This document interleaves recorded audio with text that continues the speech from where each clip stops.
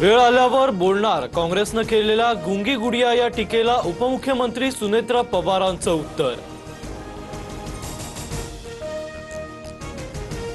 महिलांचा सन्मान आमच्यासाठी सर्वोच्च, महाराष्ट्र काँग्रेसने केलेलं ट्विट हे संदर्भाला अनुसरून होतं, वैयक्तिक नव्हतं, याचा विपर्यास केला जाऊ नये।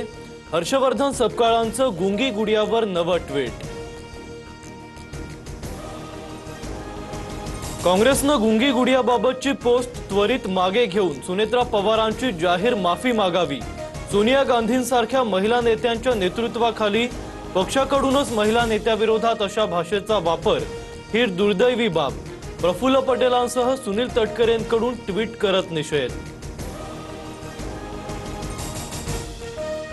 पृथ्वीराज चव्हाणांचा काँग्रेसला घरचा आहेर, गुंगी गुडियाबाबत केलेल्या पोस्टची माझा काहीही संबंध नाही। सुनेत्रा पवारांबद्दल बोलताना पातळी सोडून बोलणं अयोग्य, पृथ्वीराज चव्हाणांनी काँग्रेस नेत्यांना सुनावलं। काँग्रेस अतिशय खालच्या स्तरावर उतरलं, सुनेत्रा पवारांना गुंगी गुडिया म्हटल्यावरून मुख्यमंत्री फडणवीसांची काँग्रेसवर टीका। काँग्रेस खऱ्या अर्थानं मतिभ्रष्ट झालीये, एका भगिनीचा अपमान करणं निंदनीय। काँग्रेसनं जनाची नाही तर मनाची तरी लाज बाळगावी, उपमुख्यमंत्री एकनाथ शिंदेंचा हल्लाबोल।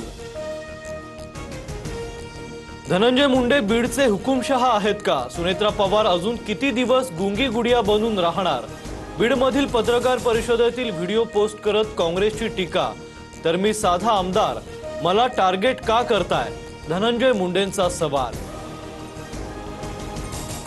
श्रीकांत शिंदेंसह शिवसेना खासदाराकडून अमित शहांची भेट, विधान परिषद उपसभापती सचिन अहिर देखील उपस्थित। ऑपरेशन टायगर नंतर शिवसेना खासदारांकडून शहांची दुसऱ्यांदा भेट। शिवसेना पक्ष आणि चिन्हाबाबत आज पुन्हा सुप्रीम कोर्टात सुनावणी, आम्हाला युक्तिवादासाठी वेळ द्या, सिब्बल यांची विनंती सुप्रीम कोर्टाकडून मान्य। शहापुरात खड्ड्यांमुळे झालेल्या मृत्यूमुळे पोलिसांनीच काढली TDRF जवानाची अक्कल, तुमच्या मुलाला खड्डा दिसला नाही का? पोलिसांनी नातेवाईकांना सुनावलं, 25 तासानंतरही ठेकेदारावर गुन्हा दाखल नाही।